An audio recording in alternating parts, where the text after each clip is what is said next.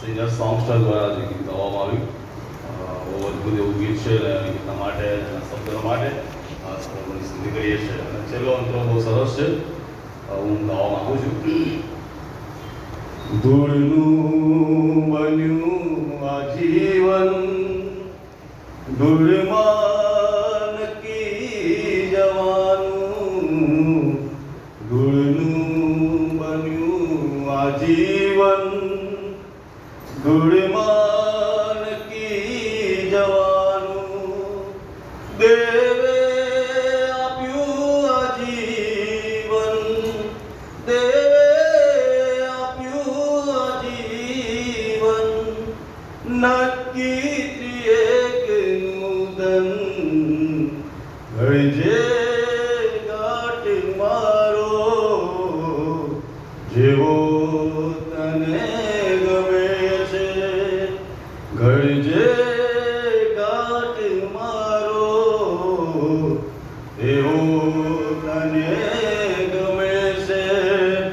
પ્રભુનો આભાર માનીએ છીએ. આપનું વચન પણ કેટલાક અંશે એ આ ગીતને અનુરૂપ થાય છે અને એટલા માટે મારી ઈચ્છા હતી કે હું આ અંતરો ગાઉં અને ચોક્કસ પ્રભુનો આભાર માનીએ છીએ અને પ્રભુની સ્તુતિ કરીએ છીએ કે ઈશ્વરે આપણને એ ઘાટ આપ્યો છે સુંદરતાનો આત્મિકતાનો અને ઘણી બધી બાબતોના સંબંધમાં પ્રભુએ આપણને કર્યા છે અને આ જીવન એ તો માત્ર ને માત્ર ઈશ્વર દ્વારા એ આપણને મળ્યું છે. એના માટે પ્રભુની સ્તુતિ કરીએ છીએ. ગયા રવિવારે ન્યાયાધીશો તેનો 6 અધ્યાય 1 થી 10 વચનો એ આપણે જોયા હતા અને જેની અંદર આપણે કેટલીક બાબતો જોઈ હતી અને જેમાં આપણે જોયું હતું કે ઈશ્વર દ્રષ્ટિ કરે છે, સારી બાબતો પણ જુએ છે અને ખરાબ બાબતો પણ જુએ છે.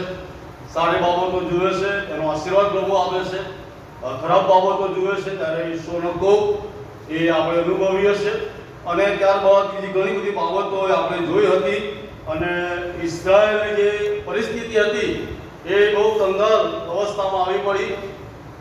એમનું જે ખેતીવાડી હતી એમના ઢોરઢાંક હતા, એમનો જે પાક હતો એ બધો છીનવાઈ ગયો હતો. વિદ્યાર્થીઓ આવતા હતા અને બધું લૂંટી જતા હતા અને આ જે આખી પરિસ્થિતિ હતી એ આપણે ગયા વાર જોઈ હતી અને આવી દુઃખદ અને કંગાલ એવી પરિસ્થિતિમાં ઇઝરાયલ એમની ભૂલના કારણે એમના પાપના કારણે એમણે કરેલી ઈશ્વરની વિરુદ્ધની બાબતોને લઈને એ વિદ્યાનો દ્વારા એમના પર કોપ આવ્યો અને એ સમયની અંદર 7 વર્ષની ગુલામી વિદ્યાના હાથમાં એ પ્રભુએ ઇઝરાયલને સોંપ્યું અને આવી પરિસ્થિતિમાં તેઓ હતા ત્યારે એમણે પ્રાર્થના કરી, બાઇબલમાં કે તેઓએ પોકાર કર્યો એમની કંગાલ અવસ્થામાં અને પછી પ્રબોધક દ્વારા એમને માહિતી આપવામાં આવી, એમના આશીર્વાદોને એમને ગણાવવામાં આવ્યા કે તમારા માટે ઈશ્વરે કેટલું બધું કર્યું છે. અને પછી 11મી જે કલમ છે ત્યાં લખવામાં આવ્યું છે ત્યારે પછી યહોવાનો દૂત આવીને અબીએઝેરી યોઆસના એલન વૃક્ષ જે ઓફરામાં હતું તેની તળે બેઠો. તેનો દીકરો ગિદિયોન મિદ્યાનીઓની નજરે ન પડે એ માટે દ્રાક્ષાકુંડની અંદર ઘઉં ઝૂલતો હતો. જે પરિસ્થિતિ હતી અને જે દુઃખદ બાબતોમાંથી ઇઝરાયલ પસાર થઈ રહ્યું હતું, એમનું સર્વસ્વ લૂંટાઈ રહ્યું હતું, અન્ન લૂંટી લેવામાં આવતું હતું, એમનું ઢોરઢાંક લૂંટી લેવામાં આવતા હતા અને એ જે બીક હતી, જે ભય હતો કે અમારું ચોરાઈ ના જાય, અમારું છીનવાઈ ના જાય, મિદ્યાનો આવીને લૂંટી ના જાય અને બીક અને ભય સાથે જ્યારે ઇઝરાયલનું જીવન જીવી રહ્યા હતા અને એવામાં ગિદિયોનની વાત પણ છે. ગિદિયોન પણ બાઇબલ કહે છે કે તે દ્રાક્ષાકુંડની કળીમાં એ એના પોતાના ઘઉંને ઝૂલતો હતો. એટલે એને પણ બીક હતી કે જો હું ખુલ્લામાં અથવા જાહેરમાં મારા ઘઉંને મારી ખેતીવાડીનો ઉપયોગ કરીશ, એને લણીશ તો મિદ્યાન ચોક્કસ એ લઈ જશે. મિદ્યાને પણ બહુ પાકા હતા, એમને પણ ખબર હતી કે હવે આ માસ આવ્યો છે ને ઘઉંની કાપણી થશે. રોપી ત્યારે ના આવ્યા, ઉછેર કર્યો અને ખેતીવાડીમાં બધું કર્યું ત્યારે ના આવ્યા, પણ સરસ પાક તૈયાર થઈ ગયો છે અને હવે ઘઉં પાકી ગયા છે, હવે એને લણવાના છે અને એવા સમયમાં એ મિદ્યાનો આવે છે અને બધું લૂંટી જાય છે. એટલે કે આખા ઇઝરાયલની અંદર એક ભયનો માહોલ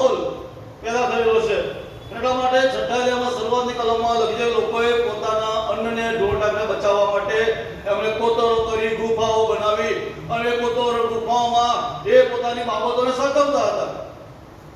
એટલા માટે ગિદિયોન પણ એવી જ એક પરિસ્થિતિમાંથી પસાર થઈ રહ્યો છે અને પોતાના ઘઉંને બચાવવા માટે એ દ્રાક્ષવાડીની અંદર, એ દ્રાક્ષવાડીના કુંડમાં બેસીને એ એના ઘઉં જોડી રહ્યો છે. અને જે ઇઝરાયલે પોકાર કર્યો છે એમને કંગાળ અવસ્થામાં એ પ્રભુએ સાંભળ્યું છે. અને ત્યાં આગળ આપણે વાંચીએ છીએ કે યહોવાનો દૂત આવ્યો અને દૂતે આવીને એને દર્શન દીધું. કંગાળ અવસ્થામાં, મુશ્કેલીની અવસ્થામાં આવીએ છે ત્યારે ઘણી બધી વખત આપણને એવું થાય કે શા માટે આગળ આપણે જોઈશું બધી બાબતો આ પેરેગ્રાફની અંદર, જ્યાં ઘણી બધી બાબતો પ્રભુ આજે તમને ને મને એ સમજાવી રહ્યા છે. પણ જે પહેલી બાબત છે અને તો ભયની સ્થિતિ. આજે જગતની અંદર દરેકને કોઈક રીતે કોઈક ભય સતાવી રહ્યો છે. દરેક વ્યક્તિને માટે આ બાબતો છે, આપણા બધાના માટે છે. અને ક્યાંક ને ક્યાંક કોઈ રીતે આપણે કોઈક રીતે એવા ભયભીત થઈ રહ્યા છે અને એવું ભયભીત જીવન જીવી રહ્યા છે. કારણ શું છે? કારણ એટલું છે કે આપણે જે ઈશ્વરની અધીનતામાં આવવું જોઈએ. ગિદિયોનને શા માટે ભયભીત થયો? એને શા માટે દ્રાક્ષાકુંડને ખડીમાં જવું પડ્યું? શા માટે ઇઝરાયલ ગુફાઓ ખોદવી પડી? શા માટે ઇઝરાયલ કોતરો તૈયાર કરવા પડ્યા અને આમાં સંતાવવું પડ્યું? કારણ એટલું હતું કે ઈશ્વરની સાથેનો જે સંબંધ હતો એ સંબંધની અંદર તેઓ પૂર્ણ માલુમ પડ્યા હતા. ઈશ્વરની સાથેનો જે સંબંધો હતા એ સંબંધોની અંદર જે બાબતો પ્રભુ અપેક્ષા રાખતો હતો, જેના માટે એમને મિસ્રની ગુલામીમાંથી અથવા ઇબ્રાહીમને વચન આપીને એ મિસ્રથી જે પોતાના વચન જે પ્રભુએ પ્રોમિસ આપ્યું હતું એ પ્રોમિસ પૂરું કર્યું કે મારા લોકો મારા માટે જીવે, મારા લોકો મારી નીક લાગે, મારા લોકો મને અધીન બને, મારા લોકો મારી ભક્તિ કરે, મારા લોકો મારી આજ્ઞાઓ પાળે, મારા લોકો મારા માર્ગમાં ચાલે, મારા લોકો મારી સેવા કરે. પણ આપણે તો સ્પષ્ટ જોઈએ છે કે એમણે બાળની ભક્તિ કરી અને અસરાની મૂર્તિની ભક્તિ કરી. અને એટલા માટે જ્યારે ઈશ્વરના માર્ગથી દૂર જઈએ છે, ઈશ્વરનો માર્ગ જ્યારે છોડી દઈએ છે ત્યારે ભય પેદા થાય છે, ભય ઉત્પન્ન થાય છે. જેવો અહીંયા ઇઝરાયલના લોકોને એ પેદા થયો કે મિદ્યાનીઓ આવશે અને બધું લૂંટી જશે. એટલે ઘણી બધી વખત જ્યારે આપણે ઈશ્વરથી દૂર જઈએ છીએ, પ્રભુથી દૂર જઈએ છીએ, ત્યારે આપણા જીવનોમાં આ ભય પેદા થાય છે. પણ અને પ્રભુ એને શું કહે છે કે હે પરાક્રમી શૂરવીર. હવે ખેતીવાડી સંભાળનારો, ઘઉં કાપવાનો, રોપાવાળો માણસ અને પ્રભુ શું કહે છે? હે પરાક્રમી શૂરવીર. પ્રભુ એને એવું કીધું, ખેડૂત એવું કહેવું જોઈએ. કેવો ખેતી કરનાર ગિદિયોન પણ શું કહે છે કે હે પરાક્રમી શૂરવીર. એટલે તમે પ્રભુ જુઓ એવી અપેક્ષા રાખે છે કે આપણે ભય મુક્ત જીવન જીવીએ, ભય રાખીએ ઈશ્વરનો, પ્રભુનો. એટલા માટે ત્યાં પ્રભુ એટલે કહે છે કે હે પરાક્રમી શૂરવીર. એટલે પ્રભુ ઈચ્છા એવી રાખે છે કે આપણે બધા જે ભય મુક્ત જીવન જીવીએ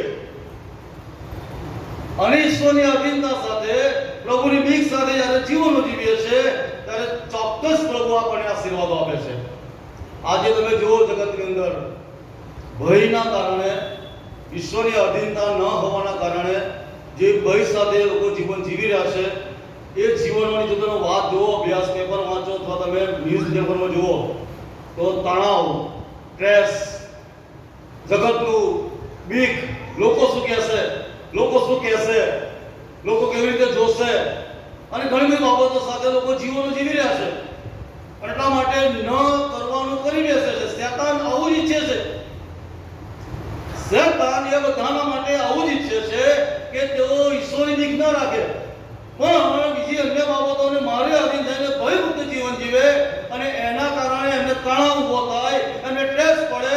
એ જુવાન હોય, વિદ્યાર્થી હોય, પતિ પત્ની હોય કે કોઈ પણ હોય, એ ભયમુક્ત જીવન જીવે. એના કારણે ખોટા માર્ગો અપનાવે, ખોટા માર્ગો પર ચડી જાય, સુસાઇડ સુધી પહોંચી જાય, આત્મહત્યા કરવાની વાત આવી જાય, કુટુંબ છોડી દેવાની વાત આવી જાય, ડિવોર્સ સુધીની વાત આવી જાય, ઘણી બધી બાબતો. શેતાન એ આવું જ ઈચ્છે છે, એ આવી જ અપેક્ષાઓ રાખે છે કે વિશ્વાસી લોકો, પ્રભુના લોકો આવું જ ભય મુક્ત જીવન જીવે, ભયવાળું જીવન જીવે અને પણ મારી અધીનતામાં રહીને. પણ પ્રભુ આજે તમને મને એવું કહે છે કે પરાક્રમી શૂરવીર. આજે પ્રભુ તમને તમને ને મને એ પરાક્રમી, એ સુરવીર તરીકે એ સંબોધી રહ્યો છે. કેમ? એ ઈચ્છે છે કે તમે આવા કોઈ પણ પ્રકારના ભયમાં જીવન જીવશો નહીં. જો તમે મને અધીન થયા છો તો મારો ભય રાખો, મારી બીક રાખો, અને જ્યારે એ પ્રમાણે તમે કરશો તો કોઈ ડિપ્રેશન નહીં આવે, એ પ્રમાણે કરશો તો કોઈ તણાવ નહીં આવે, એ પ્રમાણે તમે કરશો તો કોઈ ખોટા વિચારો પેદા નહીં થાય, એ પ્રમાણે તમે કરશો તો કોઈ ખોટું પગલું નહીં ભરી શકો, એ પ્રમાણે તમે કરશો તો કોઈ ખોટો માર્ગ તમને દેખાશે નહીં.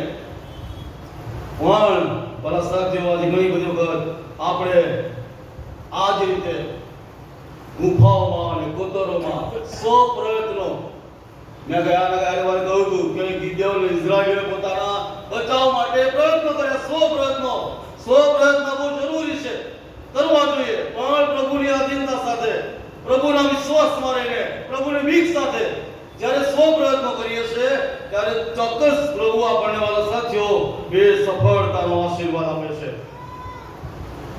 ઘણી બધી વખત એ 100 પ્રયત્નો આપણે કરતા હોઈએ છીએ અને એમાં ઈશ્વરની હાજરી ના હોય ત્યારે આપણે નિષ્ફળ જઈએ છીએ. ગમે તેની ડિગ્રી હોય, ગમે તેનું સારામાં સારું એજ્યુકેશન હોય, બધું જ હોય, અને આપણે એવું કહીએ કે મારી પાસે બહુ પૈસા છે અને હું બચી જઈશ. બહુ મહત્વની બાબત અમારા વાળા પ્રિય સાથી ભાઈ બહેનો, દીકરીઓ છે, પણ પ્રભુમાં જીવન નહીં હોય તો કોઈ મતલબ નથી. ઘણી બધી વાર પ્રભુના ઘરમાં બાળકોને, ખાસ કરીને જુવાનોને આવવાનું થાય ત્યારે આગળ પ્રશ્ન આવી જાય, સ્કૂલમાં જવાનું છે ને ટ્યુશનમાં જવાનું છે ને વગેરે બાબતો, અને એના કારણે શું થાય છે, મા બાપ જ એ પોતે એમને આવતા અટકાવે અથવા પોતે પણ ના આવે. એટલે કહેવાનો મતલબ છે કે એ જે પ્રયત્નો છે સારા છે, તમે બાળકોને પ્રભુમાં એજ્યુકેશનમાં તૈયાર કરો, જરૂરી છે, કારણ કે જો સારું એજ્યુકેશન નહીં હોય તો એમનું ભવિષ્ય સારું નહીં બને, અને એટલા માટે એજ્યુકેશન બહુ જ જરૂરી છે, અને આપણા બાળકોએ સારામાં સારું એજ્યુકેશન મેળવવું પણ જોઈએ, પણ એની સાથે પ્રભુની સાથેની સંગત બહુ મહત્વની છે. શિક્ષણ હશે, જગતનું શિક્ષણ હશે, એજ્યુકેશન સારામાં સારી ડિગ્રીઓ હશે, પણ એક દીકરો કે દીકરી કોઈ પાણા ગલા પર ઉભો રહ્યો હશે ત્યારે શું થશે? અને પછી એ જ પાલક સાહેબ આપણે શું કહીશું, સાહેબ મારા દીકરા માટે પ્રાર્થના કરજો, મારી દીકરી માટે પ્રાર્થના.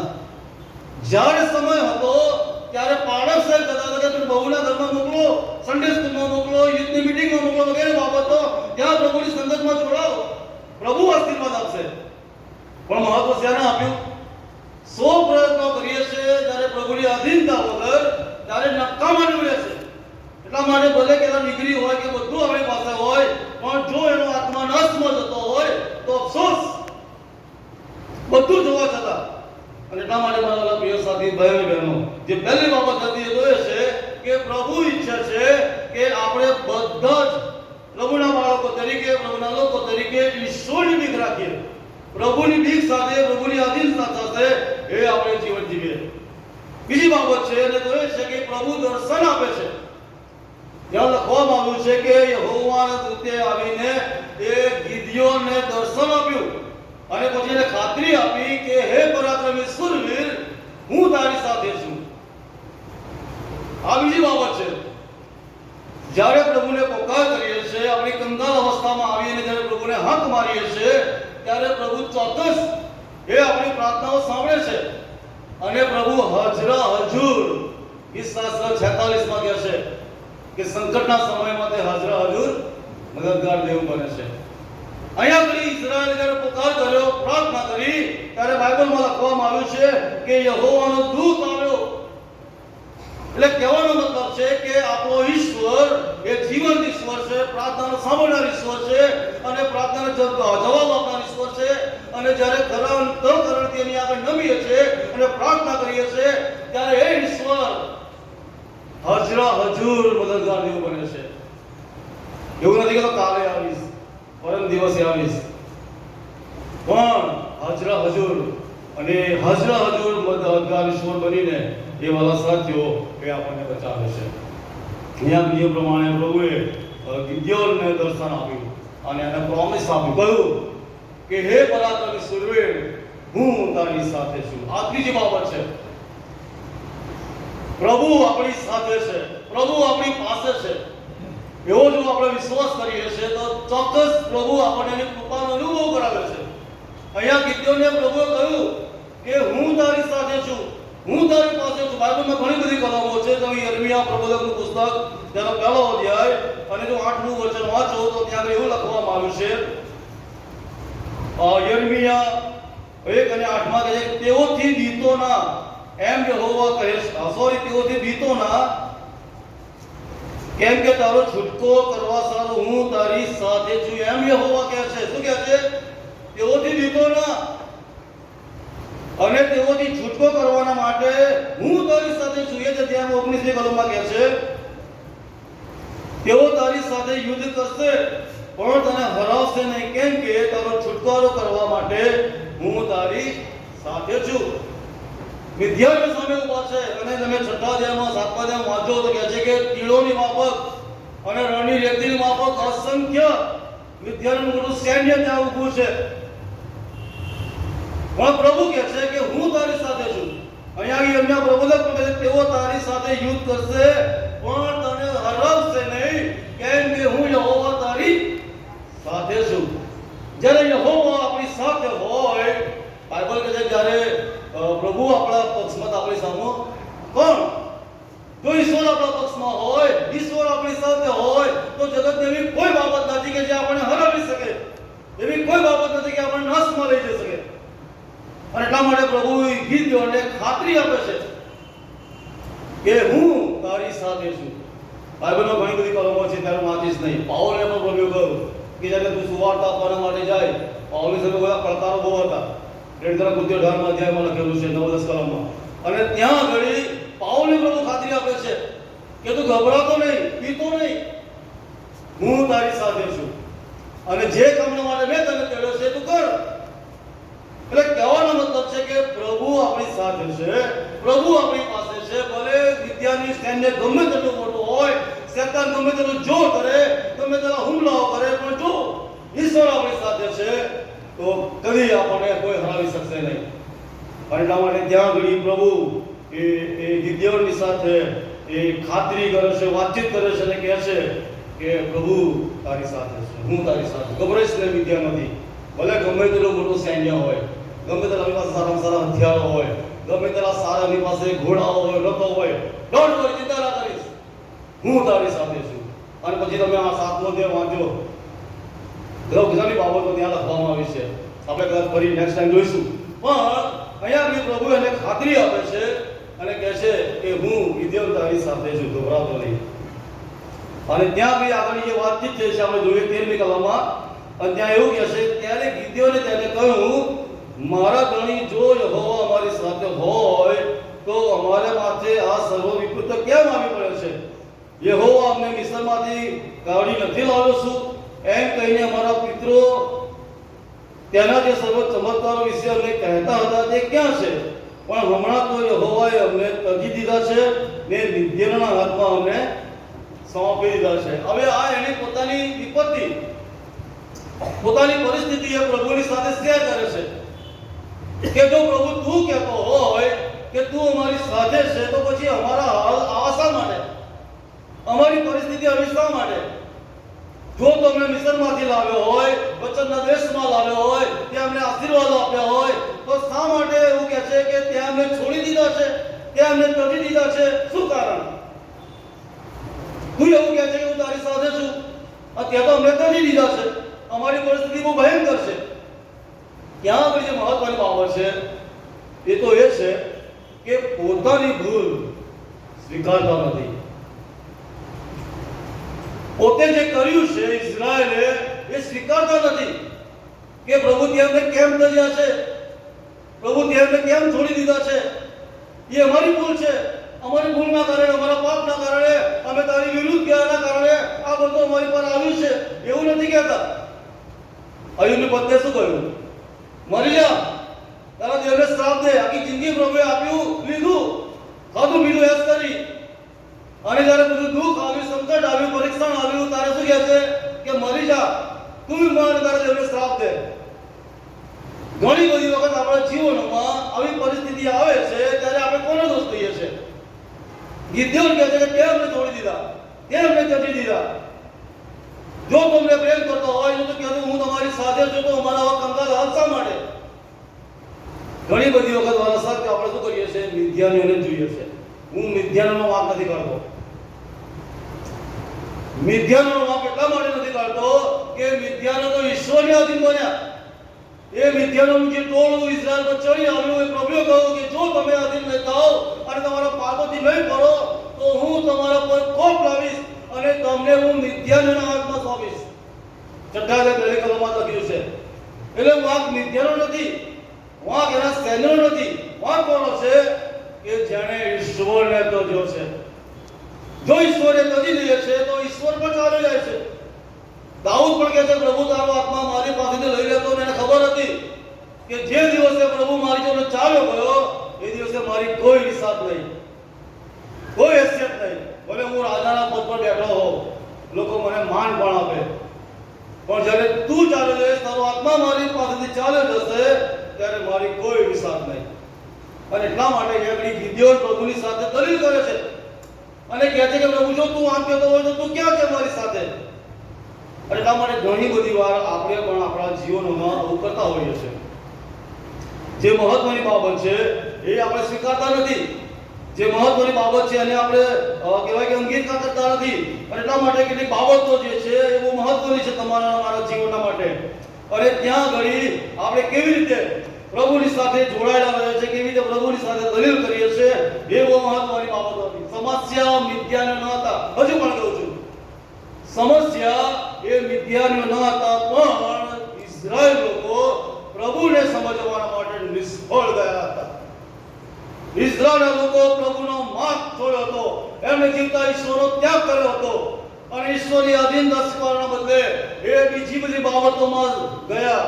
અને એટલા માટે ઈશ્વર એ એમને મિથ્યાનોના હાથમાં એ સોંપી દે છે. સમસ્યા મિથ્યાન નથી, સમસ્યા આપણું વ્યક્તિગત જીવન પ્રભુની સાથે કેવું છે એના પરથી આપણને ખબર પડે છે. હું ઈશ્વર સાથે કેવી રીતે જોડાયેલો છું, ઈશ્વર સાથેના મારા સંબંધો કેવા છે, આ બધી જે મહત્વની બાબતો છે એ મારા પ્રિય સાથી ભાઈ બહેનો આપણા માટે અગત્યની છે. અને એટલા માટે ત્યારે આપણે કહી શકીશું નહીં કે પ્રભુ ત્યાં આમ કહ્યું છે અને તો મારી સાથે નથી. કારણ કે પ્રભુ સાથે જ હશે. દુઃખ અને સંકટો આવવાના, અયુબનું બધું લૂંટાઈ ગયું, એના ઢોરના, એના દીકરા દીકરીઓ બધું જ કશું ના આવ્યું એની પાસે. રાખમાં બેસવાનો વારો આવીને ઊભો થઈ ગયો. એટલા માટે એની પત્નીએ પણ કહ્યું, પણ એ રાખની પરિસ્થિતિમાં પણ એણે પોતાનો વિશ્વાસ દ્રઢ અને મજબૂત જ કર્યો. એના મુખમાંથી ક્યાંય ઈશ્વરને એણે દોષ આપ્યો નહીં. એના મુખમાંથી ક્યાંય એવો કોઈ શબ્દ કે ખરાબ બાબત એ ઈશ્વરના માટે નીકળી નહીં. પણ એ શું કહ્યું? દેવે આપીને દેવે લઈ લીધું. એના નામે ધન્યવાદ. તું પ્રભુ સુખ આપે ત્યારે જ પ્રભુ પ્રભુ, અને દુઃખ આવે ત્યારે ના. હવે બહુ સરસ વાત મારા સાથે આપણે સમજાવી. અને એણે કહ્યું કે જ્યારે પ્રભુ સુખ આપે ત્યારે હાલેલુયા, અને પ્રભુ પરીક્ષણ કરીને દુઃખ આવે ત્યારે પ્રેઝ ધ લોર્ડ. એટલે એક વાત છે જૂની કે જૂતા અમલ બૂટ મળે કે ના મળે પણ હાલેલુયા. તો સાચી વાત છે, બૂટને મળવા મળે ના મળે પણ હાલેલુયા છોડવાનું નહીં. અને એટલા માટે પ્રભુ તો પાસે છે જ. અને એટલા માટે ઘણી બધી વાર આપણે ઈશ્વરની સાથે ખોટી દલીલો કરીએ છીએ કે જ્યાં તો પ્રભુ પ્રોમિસ આપ્યું છે, વચન આપ્યું છે, અને આમ કહ્યું છે, તેમ કહ્યું છે, કેમ એ વચનો પ્રમાણે અમારા જીવનમાં બનતું નથી. પણ એટલા માટે નથી બનતું કે જે વાસ્તવિકતા છે, સત્ય છે, એને આપણે સ્વીકારવી નથી. પ્રભુની આગળ નમી જવાની વાત, પાપ કબૂલની વાત, ગિદિયોન એ પ્રભુની સાથે વાતચીત કરે છે ત્યારે આ બાબતોની સાથે દલીલ કરે છે. અને ત્યાં ઘણી બધી બાબતો છે, આપણે આગળ વધવાનું છે. અને ત્યાં આપણે જોઈએ છે 14મી કલમમાં, અને ત્યાં લખ્યું છે કે યહોવાએ તેના પર દ્રષ્ટિ કરીને કહ્યું, તું તારા આ બળમાં ચાલે જા ને મિદ્યાનોના હાથમાંથી ઇઝરાયલને બચાવ. શું મેં તને મોકલ્યો નથી? અહીંયા પ્રભુ એને ખાતરી કરાવે છે, પ્રભુ એને પ્રોમિસ આપે છે. તમે જુઓ ઈશ્વર કેટલો ભલો છે, દયાળુ છે, દલીલ કરે છે, પોતાની ભૂલ સ્વીકારતા નથી. અને ઈશ્વરને ધ્યાન દે કેમ તો જ્યાં તો ખાતરી આપી હતી, બધું હતું, છતાંય અમારી સાથે નથી, અમારા આ થઈ ગયા છે, મિથ્યાનો આવે છે ને બધું અમારું લઈ જાય છે. છતાંય પ્રભુ કેટલો પ્રેમાળ છે. શું કહે છે કે યહોવાની દ્રષ્ટિ તેના પર પડી અને તેની સાથે દ્રષ્ટિ કરી અને કહ્યું કે તું તારા બળમાં ચાલ્યો જા અને મિદ્યાનના હાથમાંથી ઇઝરાયલને બચાવ. શું મેં તને મોકલ્યો નથી? પ્રભુ અહીંયા આગળ ગિદિયોનને તૈયાર કરી રહ્યો છે પ્રભુની સેવાના માટે, પ્રભુના કાર્યના માટે, પ્રભુના લોકોને બચાવવાના માટે. હાથ નસમાં જતા આત્માઓને બચાવવાની વાત એ પ્રભુ આજે તમને મને બધાને એક પડકાર આપી રહ્યો છે. અહીંયાથી પ્રભુ કહે છે કે જા, મેં તને પસંદ કર્યો છે અને હું તને ઇઝરાયલના બચાવવા માટે મોકલું છું. ભલા સાથીઓ, આજે સવારે પ્રભુનું વચન આપણી પાસે આવ્યું છે. ઈશ્વરે તમને ને મને આ જગતમાં વિશ્વાસીઓ તરીકે, અજવાળા તરીકે, મીઠા સમાન દેવના દીકરા દીકરીઓ તરીકે મૂકેલા છે. અને આપણી ફરજી બને છે કે આપણી આજુબાજુ, આપણી પડોશમાં રહેતા, આપણી સાથે મિત્રતાના સંબંધોમાં જોડાયેલા હોય, જોબની જગ્યાઓ પર હોય અને એવા લોકોને બચાવવાના માટે પ્રભુએ આપણને નિયુક્ત કર્યા છે. પ્રભુએ આપણને જગતમાં અલગ કર્યા છે. ગિદિયોનને જેમ અલગ કરવામાં આવ્યો અને એને ઇઝરાયલના બચાવવા માટે કહેવામાં આવ્યું, પ્રભુએ તમને ને મને આ જગતમાં અલગ કર્યા છે લોકોને બચાવવાના માટે. ગીતે 24માં અલગ ગીત છે, ગીત નંબર 232માં લોકો નાશમાં જાય છે. તમારી મારી ફરજ છે, મારી ને આપણા બધાની ફરજ છે કે જ્યારે લોકો નાશમાં જઈ રહ્યા છે ત્યારે એના બચાવના અર્થે મેં કે તમે શું કર્યું છે. અને આજે પ્રભુ આપણને પડકાર આપી રહ્યો છે. ગિદિયોન તે પ્રભુ ખાતરી આપે છે અને પ્રભુને સોંપાયો, અને પ્રભુને સોંપાયો ત્યાં આગળ લખ્યું છે 15મી કલમમાં, પણ તેને કહ્યું કે હે પ્રભુ, ઇઝરાયલને હું શા વડે બચાવું? જો મનાસામાં મારું કુટુંબ સૌથી ગરીબ ને મારા બાપના ઘરમાં હું સૌથી નાનો છું. હવે પાછી એની નબળાઈ મૂકી એને આગળ. શું કહે છે કે પ્રભુ મનાસાનું કુળ અને કુળમાં પાછા અમે પાછા અમે ગરીબ અને પાછા અમે નાના. ઘણી બધી વખત પ્રભુ જ્યારે આપણી સેવાના માટે તેડે છે, પસંદ કરે છે, ત્યારે ઘણી બધી વખત આપણે આપણી નબળાઈઓને મૂકી દઈએ છીએ. જેમ મૂસાએ કહ્યું, પ્રભુ હું તો બોલવામાં મંદ છું. ઘણી બધી વખત આપણે જ્યારે પ્રભુ એના મહિમાના માટે આપણો ઉપયોગ કરવા માંગીએ છીએ ત્યારે શું કે પ્રભુ હું તો ગરીબ છું, પ્રભુ મારું કુટુંબ બહુ નાનું છે. એટલે કહેવાનો મતલબ ઘણી બધી એવી બાબતો છે કે એ બાબતોના અનુસંધાનમાં આપણે આપણી નિર્બળતાઓને આગળ મૂકી દઈએ છીએ, આપણી નબળાઈઓને આગળ મૂકી દઈએ છીએ અને નિર્બળતા નબળાઈઓને આગળ મૂકીને પ્રભુની સેવાથી આપણે પાછા વળીએ છીએ. ગિદિયોન કેટલેક અંશે આવું જ કરવા માટે પ્રયત્ન કરતો હતો કે પ્રભુ અમારું મનાસાનું કુળ હવે ગરીબ, હવે નાના અને ઘણી બધી બાબતો. મારા પ્રિય સાથી ભાઈ બહેનો, ગિદિયોન જાણતો નહોતો કે પ્રભુનું પરાક્રમ એના શરીરમાં કામ કરી રહ્યું હતું. પ્રભુનું સામર્થ્ય એ એને પસંદ કરી લીધેલો, પ્રભુના આત્માને તૈયાર કરી લીધેલો કે જાય અને ઇઝરાયલને બચાવે. પણ એ પોતાની નબળાઈઓ એ આગળ મૂકે છે. આપણે પણ ઘણી બધી વાર આપણી નબળાઈઓ આગળ મૂકી દઈએ છીએ. બાઇબલ એવું કહે છે, આત્મામાં જેવો રાગ છે તેઓને ધન્ય છે, જેઓ નમ્ર છે તેઓને ધન્ય છે, જેઓ નાના છે પ્રભુ એમને મોટા કરશે. દીન થાવ પ્રભુની આગળ. ઘણી બધી કલમો બાઇબલમાં છે. એટલા માટે ઘણી બધી વખત આપણે પણ શું કરીએ છીએ કે આપણી પોતાની નબળાઈઓને આગળ મૂકી દઈએ છીએ. ગરીબ છું, મારાથી આ નહીં થાય, નાનો છું, વગેરે વગેરે બાબતો. પણ જ્યારે મારા સાથે એવું કરીએ છીએ ત્યારે મારા સાથે ઈશ્વરનું પરાક્રમ જે આપણા માટે કામ કરવા જઈ રહ્યું છે એ અટકી જાય છે. જેના માટે પ્રભુએ આપણને અલગ કર્યા છે, પસંદ કર્યા છે, એ કામ જ્યારે આપણે એવું કહીએ મારાથી નહીં થાય, હું નહીં કરી શકું વગેરે બાબતો, ત્યારે મારા સાથીઓ ઈશ્વરનું પરાક્રમ અટકી જાય છે. ઘણી વાર વિદ્યાર્થીઓ કહેતા હોય છે કે અમારાથી આ નહીં થાય, અમે આ નહીં ભણી શકીએ વગેરે બાબતો. જુવાન દીકરા દીકરીઓ પણ, ગિદિયોન જુવાનો જ હતો અને એ જ્યારે ઘઉં ઝૂંટતો હતો ત્યારે આપણે એવું અનુમાન કહી શકીએ કે એને પોતાના કુટુંબની જવાબદારીનું ભાન હતું, એના પરિવારની એને ચિંતા હતી. એ ઘઉં ઝૂંટતો હતો, ઘઉં બચાવતો હતો. એને ખબર હતી કે હું આ ઘઉં નહીં બચાવું અને ઘઉં નહીં જોડું તો મારા કુટુંબનું શું થશે. એટલે એને પોતાની જવાબદારીનું એને પોતાને ભાન હતું. અને એના માટે જવાબદારી સાથે પોતાના કુટુંબનું પાલન પોષણ થાય, પોતાના કુટુંબની બધી જરૂરિયાતો પૂરી થાય અને પોતાનું કુટુંબ સચવાય.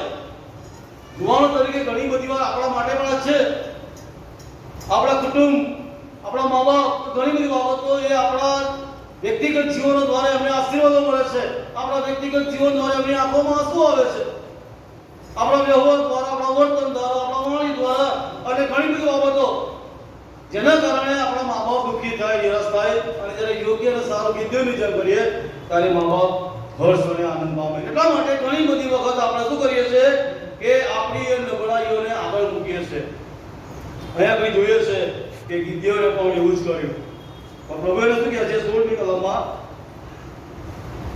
યહોવાએ તેને કહ્યું, નિશ્ચય હું તારી સાથે હોઈશ ને તું જાણે છે એક માણસને મારતો હોય તેમ તું મિદ્યાનીઓને મારશે. તમે જુઓ ઈશ્વરનો પરાક્રમ. એક માણસને મારતો હોય એમ તું મિદ્યાનીઓને મારીશ. હવે કેટલું મોટું સૈન્ય છે. જો મિદ્યાનો દોડે અને હથિયારનો ઉપયોગ કરે તો ઇઝરાયલ પણ વારમાં નષ્ટ પામે, આગના પ્રકારોમાં ખતમ થઈ જાય. એટલું મોટું સૈન્ય. પણ પ્રભુ શું કહે છે કે તું એક માણસને મારતો હોય એમ મિદ્યાનીઓને મારીશ. યશા પ્રભુના પુસ્તકમાં લખી રાતે એક દૂધી આવીને 1,85,000ને મારી નાખ્યા. એટલે બાઇબલ એવું કહે છે કે આપણા દેવને સર્વ શક્ય છે. આપણો ઈશ્વર એ સર્વ શક્યતાનો ઈશ્વર છે. તમારા મારા માટે શક્ય લાગે, તમારી મારી નબળાઈઓ આપણે આગળ મૂકી દઈએ, પણ પ્રભુ આપણને સામર્થ્ય આપે છે, પ્રભુ આપણને પરાક્રમ આપે છે અને પ્રભુ પરાક્રમ અને સામર્થ્ય આપીને આપણા દ્વારાનો મહિમા પ્રગટ કરવા માંગે છે. અને ગિદ્યોનને પ્રભુ કહ્યું કે તું ચિંતા ના કરીશ, હું તારી સાથે છું અને તે માણસને મારતો એમ મિદ્યાનીઓને મારીશ. એટલે અશક્ય બાબતો જે તમારા મારા માટે હોય, જ્યારે પ્રભુને અધીન બની ત્યારે આપણા માટે શક્ય બનાવે છે. પ્રભુ એને આપણા માટે શક્ય બનાવે છે, આપણા માટે આશીર્વાદ સમાન બનાવે છે. એટલા માટે ગિદ્યોનને પ્રભુ કહે છે કે ચિંતા ના કરીશ, તું જેમ એક માણસને મારતો હોય એમ મિદ્યાનીઓને મારીશ. પ્રભુએ મૂસાને કહ્યું કે હું તારી સાથે છું. પ્રભુએ હોશવાને કહ્યું કે હું તારી સાથે છું. પણ શું કહું કે નિયમ શાસ્ત્ર તારા મોંમાંથી જાય નહીં, પણ દિવસ અને રાત્રે એનું મનન કર અને આમાં જે લખેલું છે બધું કાંતિથી પાડ, ત્યારે તારો માર્ગ આબાદ થશે અને તું ફળીભૂત થશે. અને એ હોશવાએ કર્યું. અને એટલા માટે જે કામ બાકી હતું, જે પ્રદેશો જીતવાના, એ હોશવાએ જીત્યા અને ઈશ્વરની સાથે હતો. અને પ્રભુએ કહ્યું કે જેમ મૂસાની સાથે રહ્યો હતો એમ તારી સાથે પણ રહીશ. અને પ્રભુ સાથે છેક સુધી રહ્યો. એટલા માટે છેલ્લે શું બોલ્યો કે હું મારા ઘરના તો યહોવાની સેવા કરીશ. પ્રભુ વાળા સાથીઓનું પરાક્રમ અને એનું સામર્થ્ય એ આપણને આપે છે. છેલ્લી બાબત કે હું બંધ કરીશ.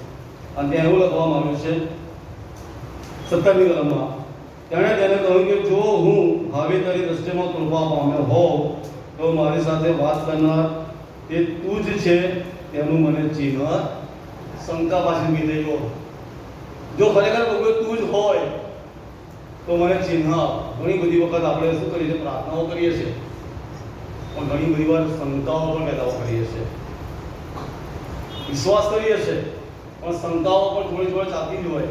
ગિદ્યોન શું કહે છે, આખી વાતચીત કરે છે એની સાથે, પ્રભુનો દૂત એને મોઢે પર જોવે છે, બધી વાતો પ્રભુ કહે છે કે તું આમ કરીશ, આમ કરીશ, આમ કરીશ, અને છતાં ધીરે શું કહે છે કે પ્રભુ જો તું હોય તો.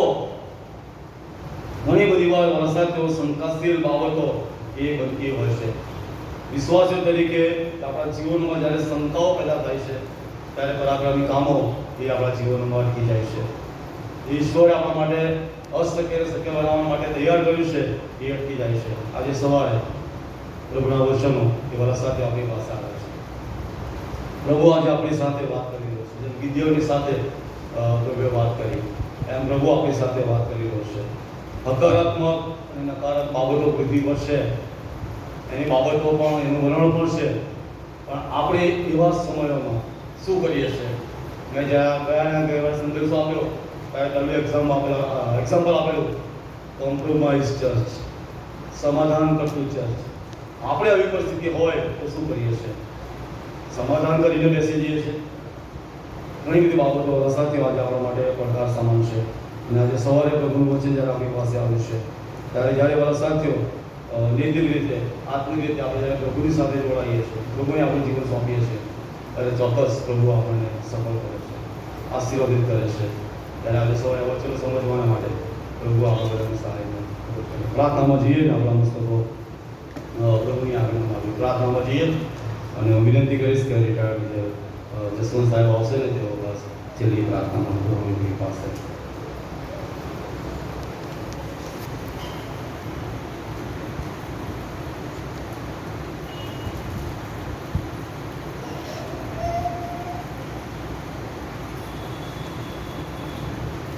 प्रार्थना करिए। सर्वशक्तिमान आकाशवासी प्रभु, नबळाने बळ આપનાર, કરી ગયેલાને પરાક્રમી સુરવીર કહીને એનું સામર્થ્ય આપીને એની મારફતે જય પામનાર એવા મારા પ્રભુ, આજના દિવસને માટે તમારો આભાર માનીએ છીએ, તમારા નામને ધન્યવાદ આપીએ છીએ.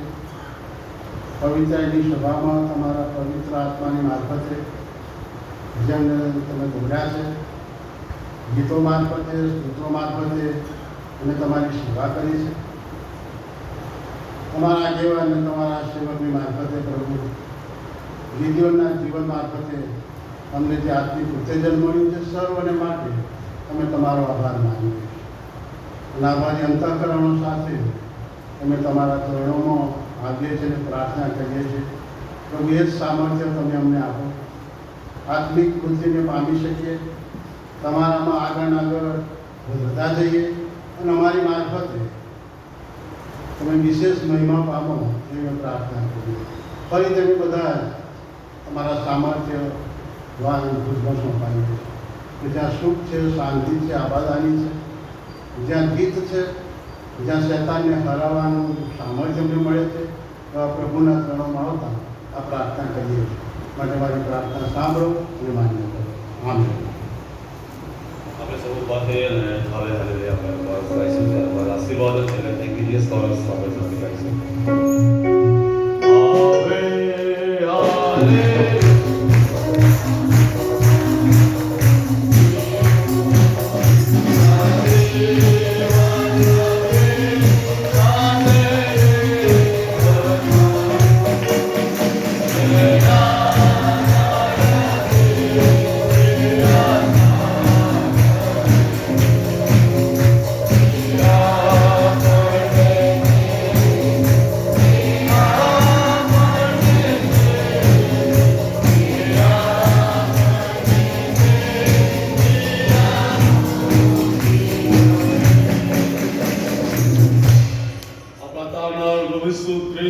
આવે આવે દેવ આપનો પ્રેમ અને પ્રભુ પવિત્ર આત્માની દિવ્ય મધુર સંગત અને તેની શાંતિ, સલામતી અને તેનો આશીર્વાદ અહીંયા જો રમેલા છે તેઓની સાથે, અમારી નડિયાદ સેન્ટ્રલ કોર અને અમારા કુટુંબની સાથે અને જગત પરના તમામ વિશ્વાસીઓની સાથે હમણાંથી લઈ અને સદાને સર્વકાળ સુધી હોજો. આમેન. જય